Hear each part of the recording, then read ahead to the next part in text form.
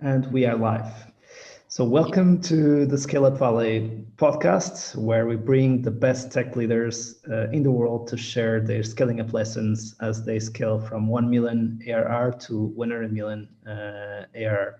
Today, I have the pleasure to have a very special guest. This guest has been representing Google and Dropbox before starting up his own company. And it's a pleasure to welcome Jiten Vaidya, the CEO and co-founder at PlanetScale. Jiten, thank you so much for joining us today. Thank you very much for having me here. It's a pleasure to be here and talking to you. Awesome. So we can't wait to let you know to know more about yourself and how did you when starting up PlanetScale. There are some curiosities about your story that I saw on LinkedIn and I found very, very curious. At a certain moment of your career, you wanted to come back to be an individual contributor. And then later you decided again to start up a company and not only be a manager, but also be a leader and be in one of the most lonely seats in the world, which is of an entrepreneur. So can you just walk us through your career and your story until now? Absolutely. So most of my career, I have been a backend infrastructure engineer and manager. Again, most of my career, I have sort of gone back and forth between being a manager and being an individual contributor because I have always liked to actually build things with my hands. And so staying away from that role too long gets me antsy and gets me back to being an individual contributor. And so when I joined Google in 2005, I was an individual contributor working on the search quality team. And when YouTube was acquired by Google in early 2007, I was one of the first engineers to transfer from Google to YouTube. In fact, I was sort of pulled into YouTube by my now co-founder, Sugu, who joined Google through the YouTube acquisition. And then I continued to work at YouTube and eventually started leading the DBA and SRE teams at YouTube. YouTube was scaling really fast at that time. Vaidyas which is the open source project on which our company is founded, was started by, again, my co-founder and another founding engineer at YouTube. His name is Mike Solomon. And I was managing these two groups. In 2012, I again wanted to go back to and so I joined a small company called endorse.com. And not only did I start working as an individual contributor, but that was the first time that I worked on an Android app. I think that's probably the first time that I wrote a reasonably useful UI. Otherwise, all my UI has been what people call rock on like it's 1995. Got it. Yeah. So, and from that got acquired by Dropbox. I was at Dropbox for a few years, went to Washington, D.C. and worked for the United States Digital Service, which is doing really good work. And in the meantime, Sugu and I had been talking about starting a company on Vaidyas. And we figured that it made sense now that Vaidyas had acquired a reasonable amount of community across it. And there was a need for a commercial entity to sort of stand behind it and make sure that it's easy for companies to use Vaidyas. So I came back and started the company with Sugu in early 2018. Got it. And that sounds awesome. So you know how to scale companies since the scratch or from the scratch, and also when they are really almost multi-billion-dollar companies as Google and Dropbox. By the way, Dropbox, I think that they have already passed also the 1 billion mark. Of course, Google much more ahead, 100B or almost 130B, something like that. But now a little bit confused about what are the actual revenues of Dropbox, but I'm sure it is over 1B, I believe. Awesome. And tell us a little bit more about the stage of PlanetScale. So in terms of headcount, any kind of funding rounds, what is the vision for the future? So, yeah. Right. So we are 25 people at the moment. We are located in downtown Mountain View. Most of our, I think, a large percentage of our company is engineers at the moment, and we are embarking on hiring to beef up our go-to-market functions. We are looking Got it. for heads of product marketing, heads of sales and product management, all of those functions. And we raised $22 million from Andreessen Horowitz about a few months ago in May of this year.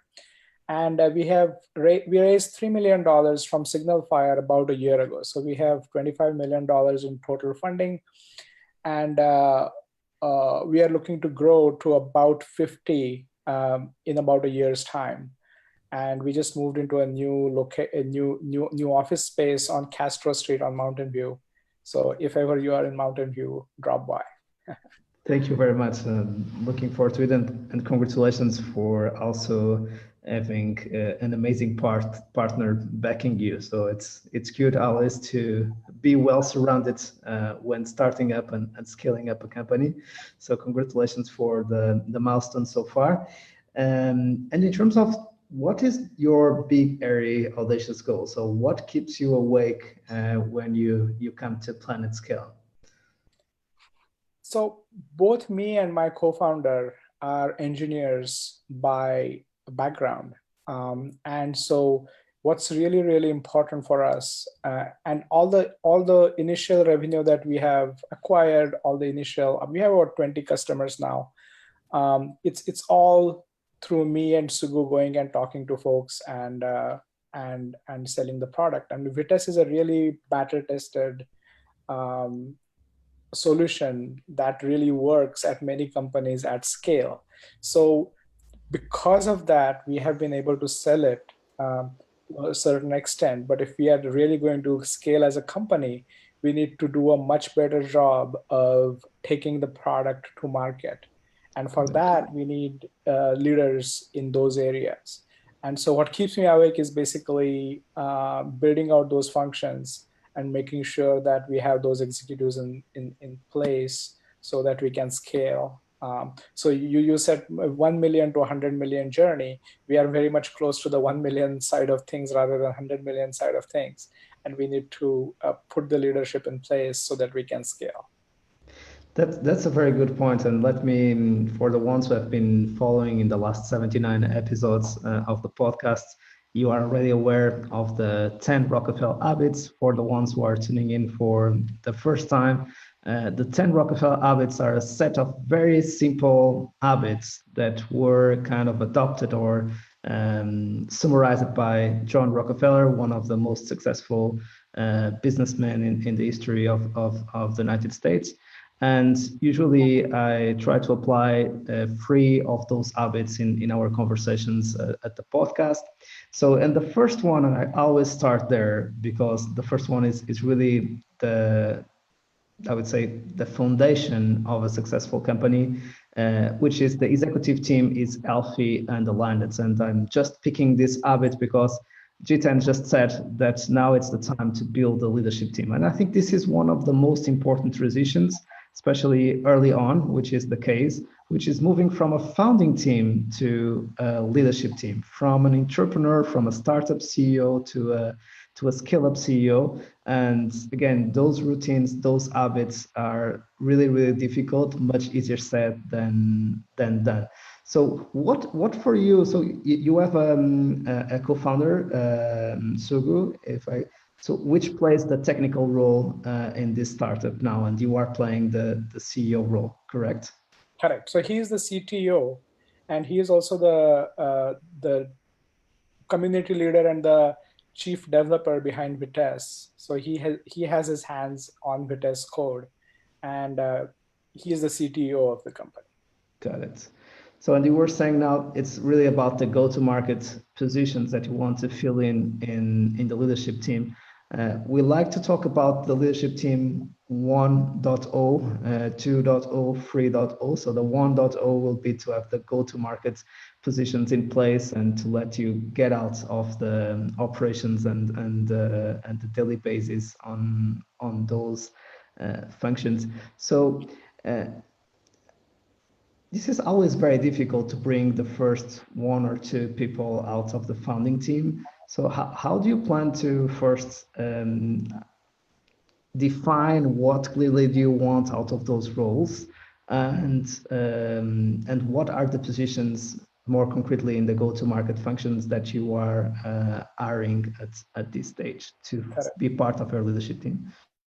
So we are really fortunate to have, the help from Andreessen Horowitz and specifically Peter Levine, who is on our board.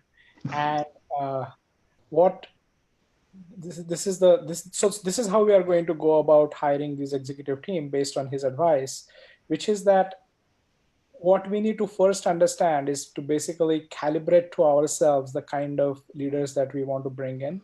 And the best way to do that would be to talk to companies who are sort of in our, who are similar to us in the sense that who are based on open source, who deal with data, and who do software as a service, right? So companies like Databricks, DataStax, MongoDB, and talk to folks there who actually were at those companies when those companies were 1 to 5 million ARR and were part of scaling them, and talk to folks like that and ask them what kind of people they recommend we hire, or just talk to them to get a sense of what is needed at a company at that stage to be successful. And that will lead us to a calibration in our own minds about what kind of a VP of product marketing and what kind of a VP of sales, because those are the two positions that we plan to hire in the beginning. So come up with written descriptions of what that looks like within a month, and then go out and engage with search firms and go ahead and recruit those positions. So we are very lucky to have good advice from A16Z and Peter. And that's what we plan to do. Absolutely. So very difficult to ask more questions or to jump in with any other ideas. Again, being so well surrounded. And let's move to the Rockefeller habit number 2. And especially at this startup stage, it's really, as you said, about having those right people on the right seats, because there is a lot of things that will still need to pivot at this stage of the business. But at the same time, the big picture, the BAG, and what is the next milestone needs to be super clear. And there are so many paths that we can follow that we need to start saying no. And that's when this Rockefeller habit number 2 comes in, which is everyone is aligned with the number one thing that needs to be accomplished at this quarter to move the company forward. Right. So what is your next campus to the Everest? So a couple of things. I mean, the one thing that is kind of we always keep track of is during the process of raising our Series A, we made projections and plans about where we wanted the revenue to be at various points in time. Like, for example, what is our revenue goal for the end of the year, right? So we are always cognizant of that number. That's something that we talk about internally. That's something that we are driving towards, and that's sort of is known by everybody. But to be able to do that, we also have to hit the internal product and engineering milestones that we have set up for ourselves. And what we are working on right now is rolling out our database as a service on AWS and GCP. And it's production ready. We are doing chaos testing. We are making sure that the alerts work correctly. We are making sure that second and third order problems are being solved correctly, because we are going to accept people's data and be responsible for their data. So we need to make sure that our service is really rock solid. And that's what we are doing with the view of releasing it to everybody mid-November. So we are not 100% sure whether we will do a soft launch or do publicity around it at that time. But that's what we are driving towards. Again, a goal that everybody knows about. The date is basically, it aligns with the KubeCon in San Diego. We have an internal board where we keep on counting back the number of weeks to that date. So that's a good way to. We are small enough at the moment to have something like that and be the reminder to everybody that that's the goal that we are driving towards. Got it. I'm sure that when we talk in 12 months, you will be already 50 plus, and those meeting rhythms that assure the execution of that bigger milestones would be different. But what are your meeting rhythms today in order to keep the company moving forward and everyone in the same page? Right. So we started out by having a company-wide all hands every week, where we again sort of talked about the wins, highlights, lowlights, and talked about what was achieved in the last week, any news, and so on. But I think now what we have decided to do is we have a company meeting, which is more informational rather than status oriented.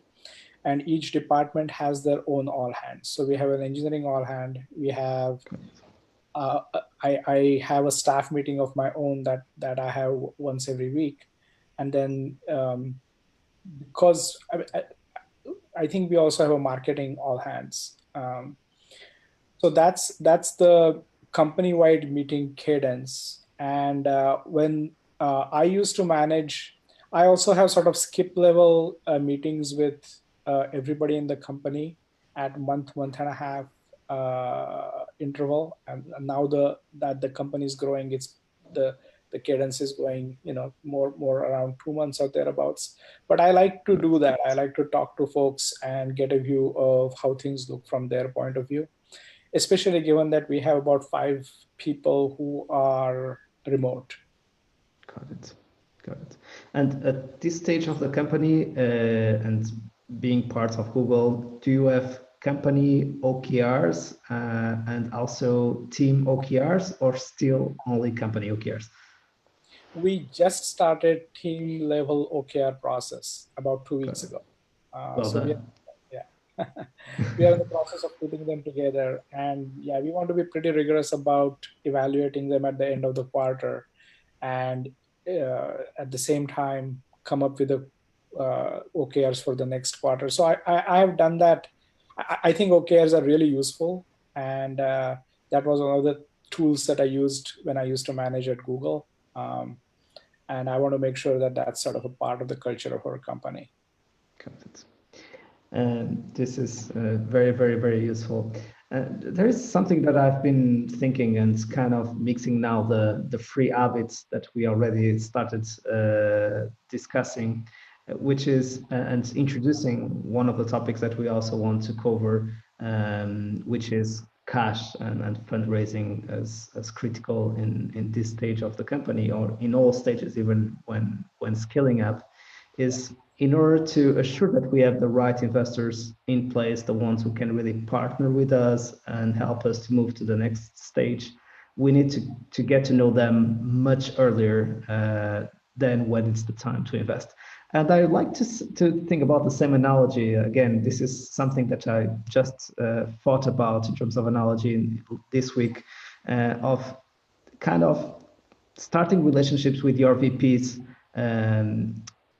for the next stage of growth already 12 or 18 months before. So when you are in the moment of setting up the leadership team 3.0, you already know them, they already know you, you already have a plan, and they will be joining something that you all believe.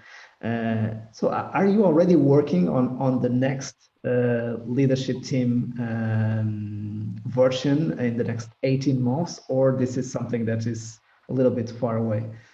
I think that's something that's a little bit too far away. I don't have that much foresight.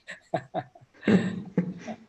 as far as fundraising is concerned, I pretty much take I take a lot of meetings. I talk to folks, even though they may or may not be a good fit. it's good to get to know people, and it's good to describe to them what we are doing, because usually people in the investment community are helpful people, and if they think that there is something that they can help with, usually it's pretty useful, and vice versa. You can also put them in touch with other folks and so on.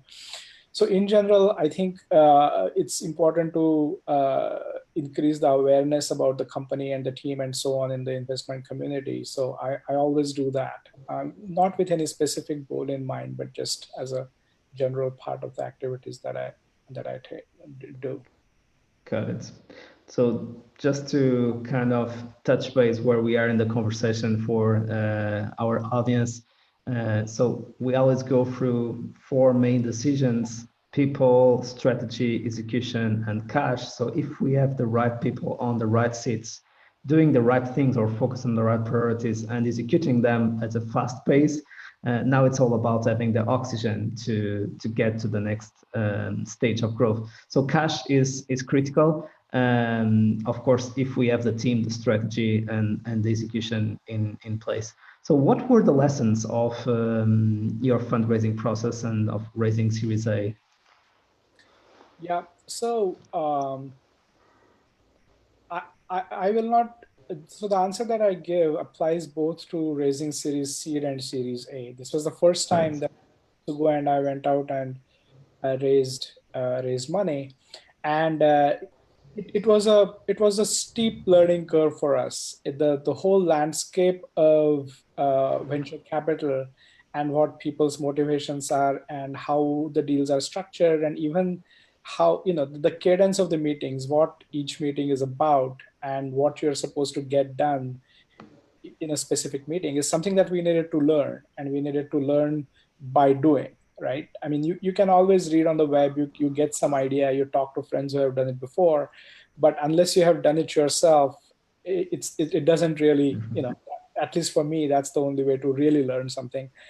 um, and so that took a while. But what was interesting is that as you keep on doing it, your message becomes clearer. It also helps you refine in your head the kind of company that you would want to build, or the kind of things that you want to do to make an idea into a company, right? Because again, when you start, your thoughts and ideas are pretty theoretical. It's when you explain it, when you address people's questions, when you address issues that you hadn't thought about, it forces you to think about it. So I think what definitely for Series Seed, by the time we got a term sheet, our pitch, I mean, we were getting positive responses from multiple people around the time we got the term sheet. And that was mainly, I think it had to do with our evolution, thinking in our evolution, and our ability to answer questions, and the deck had gotten polished and so on. And also we had learned about sort of this meta environment, which is the venture capital environment in Silicon Valley, right? Right. So the next fundraise was easier in that sense, because we did not have to learn this environment. And also it was easier in another sense, because we now had some track record that we could point to. I mean, we had a reasonable number of logos, we had a reasonable number of amount of revenue, and our idea had become more polished. The product was built to a place where we had started taking beta accounts. We were getting feedback, so we had a lot more to show.